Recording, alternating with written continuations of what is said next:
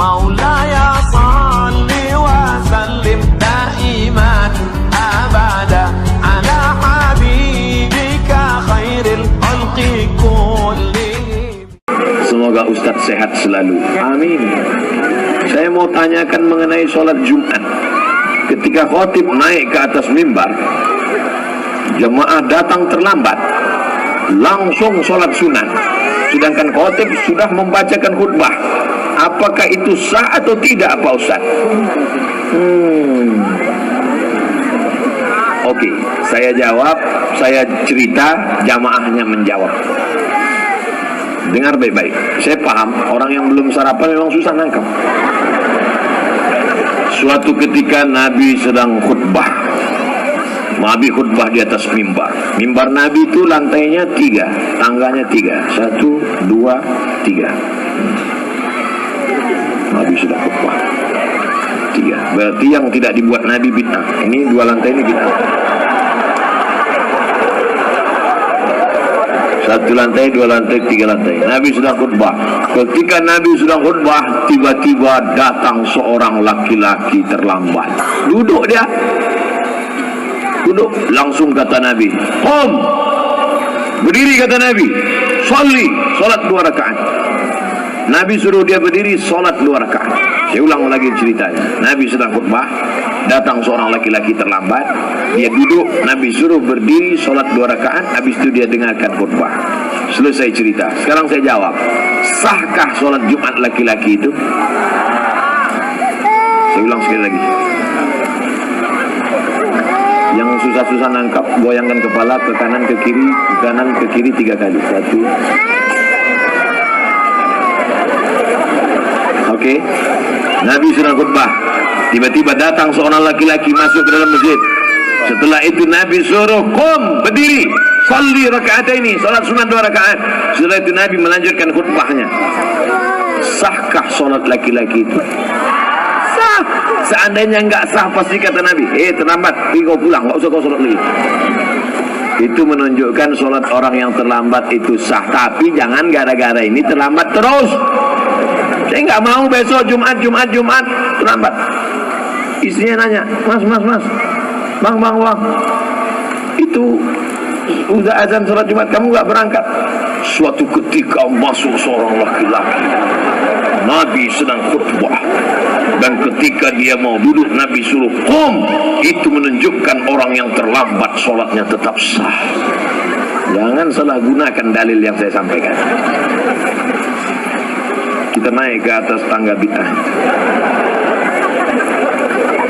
Ada 5 waktu. Siapa yang datang waktu pertama seperti berkurban seekor onta, datang waktu kedua hari Jumat seperti berkurban seekor sapi, datang waktu ketiga seperti berkurban seekor kambing, datang waktu ketiga seperti berkurban seekor ayam, datang waktu kelima seperti berkurban sebutir telur ayam. Setelah khotib naik mimbar, tutup buku. Sekarang banyak orang hari Jumat, jangankan telur ayam, telur puyuh pun tak dapat. Khotib sudah naik, baru dia datang. Jangan terlambat. Tapi kalau karena satu dan lain hal terlambat, sholat Jumatnya tetap sah. Jangan langsung duduk. Terlambat, jangan langsung duduk. Sholat sunat 2 rakaat dulu. 2 rakaatnya itu niatnya apa? Qobliyah Jumat. Kalau sholat qobliyah Jumat otomatis dapat tahiyatul masjid. Tapi kalau tahiyatul masjid enggak dapat qobliyah Jumat, maka langsung qobliyah Jumat. Jangan di depan khotib. Ini udah terlambat di depan khotib. Allah. Ayatnya Yasin. Pakai baju kaos, tertulis di belakang. Emang masalah buat lo? Nantang namanya. Udah terlambat, kau carilah pojok-pojok. Ini harus dijawab serius karena diketik, di print dari rumah. Untung nggak dibingkai. Nama saya sensor, nggak boleh sebut. Menjaga kode etik. Dari Kelurahan Mendawai Sukamara. Bagaimana menyikapi orang menganggap sholat dan puasa tidak wajib karena dia menerapkan ilmu hakikat? kalau dia hidup di zaman Abu Bakar, Umar, Utsman, Ali, ini kepalanya udah lepas dari badan. Nasib baik kau sekarang hidup di zaman Pak Bupati Sukamara. Kalau dulu kau hidup di zaman Abu Bakar, Umar, Utsman, karena sudah menganggap sampai ke hakikat lalu meninggalkan syariat. Apakah pernah Nabi Muhammad meninggalkan sholat agak sekali saja? Nabi sakit keras 5 hari menjelang meninggal.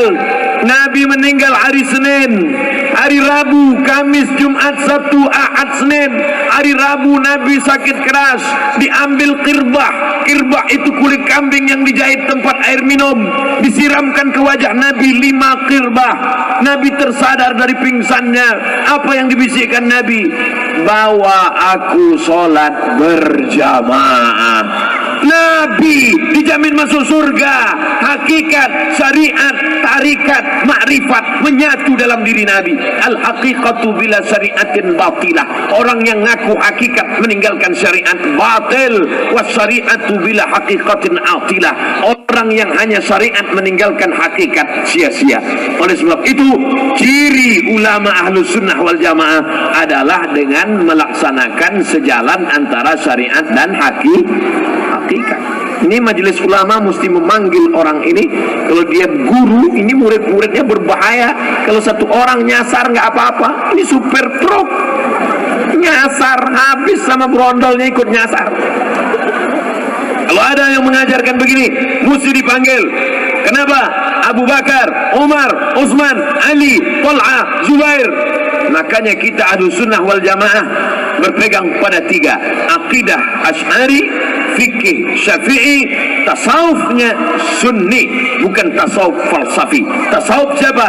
Tasawuf Abu Hamid Al-Ghazali dan Junaid Al-Baghdadi. Tarekatnya Naqsyabandi, Abul Hasan Syazili, Rifai, Abah Gurus kumpul tarekatnya Samaniyah. Mereka tetap melaksanakan syariat tanpa meninggalkan syariat. Maka kalau ada orang mengaku-ngaku hakikat meninggalkan syariat, kamu kenapa enggak sholat? Sholat itu hanya syariat saja, saya cukup sholat batin saja. Kamu enggak puasa? Puasa itu syariat, saya cukup puasa batin. Pas siang makan. Kalau gitu kau makan syariat aja, makan hakikat. Nanti istrinya nanya, kamu nggak masak? Saya masak hakikat saja. Oh, makanlah kuali hakikat. Paham? Enak ceramah di Sukamara ini. Orangnya cerdas-cerdas. Syukron. Belum dijawab udah syukron. Syukron Ustaz Somad sudah berkenan datang di tanah Sukamara. Saya ibu dari Mendawai. Bagaimana hukum perempuan yang sudah pakai kerudung tapi pakaiannya masih celana panjang, rok potongan, kerudung masih terlihat dadanya, sudah termasuk syariatnya apa belum? Belum.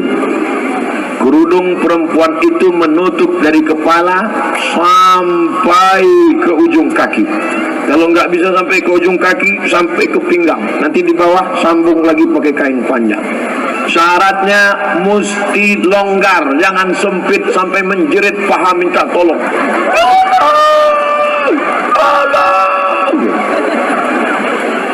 Dia yang berjalan, kita yang takut.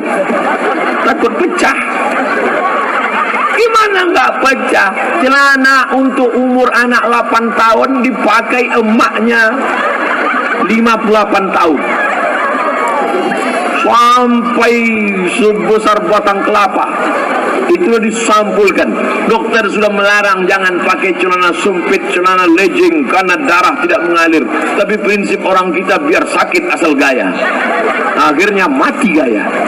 Oleh sebab itu jangan lagi pakai celana sempit, jilbab panjang. Ini ada jilbab namanya jilbab sakratul maut.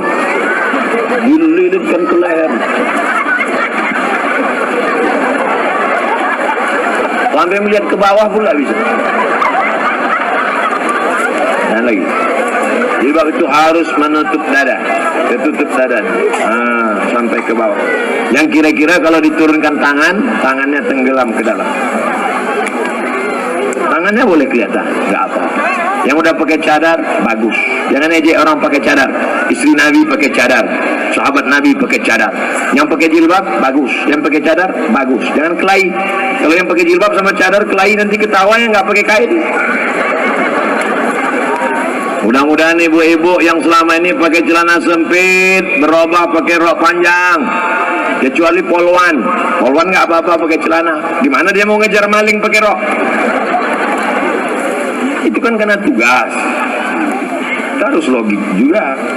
Satpol PP perempuan razia kaki lima, pedagang-pedagang lari satu orang, dia pakai rok, sebentar yang dan dibayangkan, nanti ketawa sendiri. Pertanyaan, nama saya Jalan Pangeran Sukarma. Oh, ada lagi Sukarma. Bukan salah ketik. Kelurahan Padang, Kecamatan Sukamara, Kabupaten Sukamara. Assalamualaikum warahmatullahi wabarakatuh. Ustaz Haji Abdul Somad LCMA. Lengkap sekali. Apakah ASN? Wah, nyinggung saya nih, ASN. Apakah ASN yang menggadaikan SK di bank termasuk riba? Riba. Ibu, bapak yang menggadaikan SK ASN, yang menggadaikan surat tanah, yang menggadaikan BPKB, yang lebih parah lagi menggadaikan surat nikah. Kalau ada yang bisa dijual untuk membom itu, jual ini, ambil duitnya, dibom ke bank supaya lunas. Bom, bagus. Mohon maaf Pak Ustaz, kalau saya jual ini, saya bom ini, meledak semuanya. Oke, kalau gitu kau lunasi aja sampai lunas. Ya Allah, tolong saudara kami supaya hutangnya lunas. Jangan terjebak riba. Adapun yang punya niat mau ngutang-ngutang, jangan lagi ngutang. Ustaz Somad ini sombong sekali. Memangnya Ustaz nggak pernah menggadaikan SK Pak Ustaz? Nggak pernah. BPKB Pak Ustaz? Nggak pernah. Jadi Ustaz minjam uang kemana? Dulu saya minjam, ada pinjaman lunak tanpa bunga, namanya Emak Bank. Emak saya, Mak, aku mau beli mobil, pinjaman lunak tanpa bunga. Dibukanya lah gelang sama cincin. Kau dari kecil menyusahkan sampai tua. Memang mak saya itu luar biasa. Saya mau ke Mesir, dijualnya gelang. Saya mau ke Maroko, dijualnya gelang. Saya mau beli mobil, dijualnya gelang. Sampai akhirnya mati dia. Meninggal mak saya. Sebelum dia meninggal, kata dia, tolong belikan aku tanah di bagian kakekmu semeter, karena dia mau dikebumikan situ. Sekarang saya pergi, saya beli tanah itu 22 meter, habis itu ke belakang 60 meter, saya wakafkan semuanya untuk kuburan umat Islam. Mudah-mudahan dilapangkan Allah kubur masa. Tak pernah ada rasa puas kepada orang tua. Maka pesan saya yang masih hidup emaknya, masih hidup ayahnya, pulang dari sini, kau belikan lontong sayur suatu. Yang masih hidup emaknya, pulang dari sini, suapkan makanannya, buatkan teh manis, hidupkan dia, peluk dia, cium tangannya. Karena nanti kalau dia sudah meninggal dunia, barulah kau terasa bekas tempat duduknya pun, kalau kau duduk di situ hilang rindu. Bekas tempat sholat sajadahnya pun, kalau kau bentang di tengah malam sholat, kau di situ hilang rindu. Bekas tempat dia berjalan dulu, tetangga sahabat kau jumpai orang itu, puas rindu. Tapi tak ada gunanya. Mumpung dia masih ada sekarang, kasih dia makanan paling dia suka, kasih dia duit. Jangan sampai dia datang ke rumahmu minjam duit 50.000. Nah, pinjam duit 50.000. Nah, apa kau katakan? Sebentar ya mak, kutanya biniku dulu. Oh, kau betul-betul persatuan anggota suami takut bini. Ibu pandai berkata, katakan ibu kepada suami-suami ibu, aku milik suamiku, suamiku milik ibunya. Katakan, ibu yang rela menghilangkan kasih sayangnya 50% untuk membiarkan ibu suamimu, maka ibu pun nanti akan dimuliakan oleh anak-anak ibu, insyaallah. Amin. Janganlah nangis. Kalau saya nangis, ibu nangis juga, nanti kita dikira orang nonton film India. Assalamualaikum warahmatullahi wabarakatuh. Ustaz Abdul Somad, semoga Allah melimpahkan rahmatnya kepadamu Pak Ustaz. Lebih utama mana antara bayar pajak atau zakat mal? Bayar dua-duanya. Orang bijak taat pajak, yang nggak mau bayar pajak dipijak-pijak. Saya bayar pajak, dan alhamdulillah syukurnya di negara kesatuan Republik Indonesia, siapa yang bayar zakat maka pajaknya dikurangi, dengan syarat bayar zakatnya di Badan Amil Zakat Nasional. Ada surat keterangan stempelnya, nanti ditunjukkan di kantor pajak, maka pajaknya berkurang. Ustaz tahu dari mana? Jamaah. Assalamualaikum Ustaz Somad. Waalaikumsalam. Saya sedang berada di kantor pajak. Ini orang pajak mengembalikan pajak saya 2 juta. Kenapa? Karena saya dianggap sudah bayar zakat, maka pajak berkurang. Halalkah bagi saya? Halal. Bayar pajak, bayar zakat ke tempat resmi, minta resit dan keterangannya, ada stempelnya, maka pajak berkurang disebabkan zakat. Sudah diatur dalam undang-undang. Itu diperjuangkan oleh anggota dewan kita DPR RI. Mudah-mudahan anggota-anggota dewan yang memperjuangkan ajaran Islam, mengeluarkan undang-undang, diberikan Allah mereka balasan berlipat ganda. Apakah zaman Nabi sudah ada pajak? Zaman Nabi tak ada pajak. STNK SIM pun tak ada. Tapi jangan ini jadi dalil.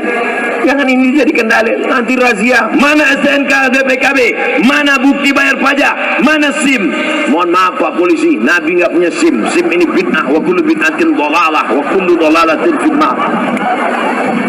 Kita kan tinggal di negara, lalu kemudian pengurus negara ini bermusyawarah di DPR mengeluarkan pendapatan negara dengan pajak. Maka kita bayar pajak, pajak kendaraan bermotor, pajak bumi dan bangunan. Tapi kalau kita bayar zakatnya resmi, pajak kita berkurang. Perhatikan baik-baik. Bayar zakat, jangan bayar zakat sendiri-sendiri. Bayar zakat ke Badan Amil Zakat Nasional Sukamara. Kertas terakhir. Alamat Gang Sedulur. Jawa ini. Sedulur sederek sedoyo. Gaji ASN, apakah wajib zakat? Jangan cerita gaji. Karena ada orang gajinya 2 juta, pendapatannya 20 juta. Kenapa begitu? Hitung total semua. Gaji, SPPD, tunjangan, uang tunjang, uang sipak, uang sundul, uang tanduk, uang sikut. Total semua. Gimana cara ngitungnya Pak Ustaz? 85 gram emas wajib mengeluarkan 2,5%. Ingat, 85, 85, 85, 85, 85, 85. Jangan pulang dari sini jadi 58. Berapa? 85. Ingat saja tahun 85. Kira-kira bapak sama ibu tahun apa yang paling berkesan? 85. Mama, kita ketemu kan tahun 85 kan? Ingat ya 85 gram. 1 gram emas 500.000 kali 85 gram 42 juta. 42 juta 500 bagi 12 bulan. Saya paham orang yang belum sarapan susah nangkap hitung-hitung. Dengarkan aja ceramah saya ini. Yang susah nangkap sekarang nanti diputar videonya di channel Ustaz Abdul Somad Official. Subscribe, like, and share. 85 gram kali 500.000 sama dengan 42.500.000 selama 1 tahun. Siapa yang penghasilannya 85 gram kali 500.000 42.500.000 selama 1 tahun, dia sudah kena zakat 2,5%. 45 juta 45 juta pula 42.500.000 itu kalau dibagi setiap bulan keluar bagaimana?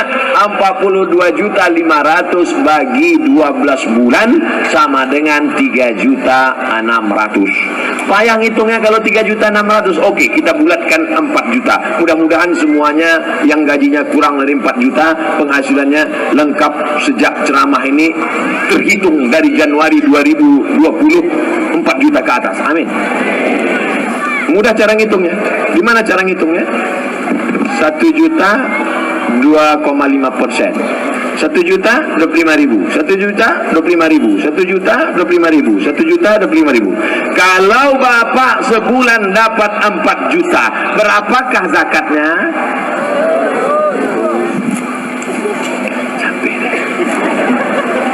Kalau ibu dapat 1 bulan 10 juta, berapakah zakatnya? 250.000. Udah cara ngitung. Mudah-mudahan bulan depan dapat 10 juta. Amin. Keluarkan 250.000 langsung ke Badan Amil Zakat Nasional Kabupaten Sukamara. Pak Ustadz, saya keluarkan tiap bulan 100.000 atau setahun sekali? Tiap bulan. Kan sama aja. 1 bulan 100.000, 1 tahun 1.200.000. Kalau 100.000, setannya nggak nggoda. Tan, kita goda nih, nggak usah lah 100.000 katanya. Set. Setan ngajak kawannya, satu manggil Tan, satu manggil Set. Gimana nih, kita goda nggak nih? Nggak usah lah 100.000 kata dia. Kalau ini kan, oh ini 1.200.000. Oleh sebab itu maka setiap keluarkan. Ustaz Somad keluarkan zakat, saya keluarkan zakat setahun sekali setiap menjelang bulan Ramadan. Biar mudah ngingatnya. Setiap mau Ramadan baru saya bagi. Berapa besar jumlah wajibnya Pak Ustaz? 2,5%. Bila masih ada tanggungan utang apa tetap wajib zakat?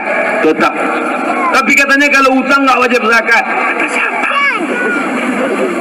Yang tidak bayar zakat karena utang itu adalah zakat perdagangan.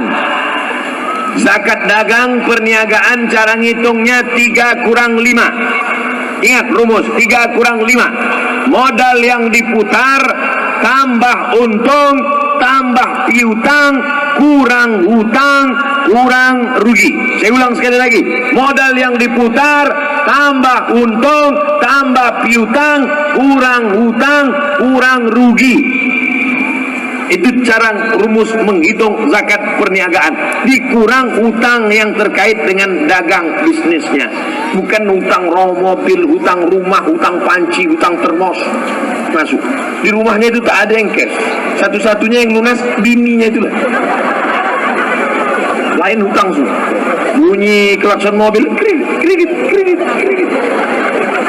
Jangan banyak-banyak utang. Hidup ini kalau dipeturutkan terus mau. Jangan banyak-banyak utang. Orang kalau banyak utang itu detak jantungnya tak normal. Coba pegang jantung sebelah kiri. Nah, kalau yang nggak banyak utang normalnya. Tapi kalau banyak utang, mudah-mudahan kita dilepaskan dari utang. Keluarkan zakat, pendapatan, PNS, Pemda, BUMN, pegawai, guru, keluarkan setiap bulan 2,5%. Salurkan langsung ke Badan Amil Zakat Nasional Kabupaten Sukamara.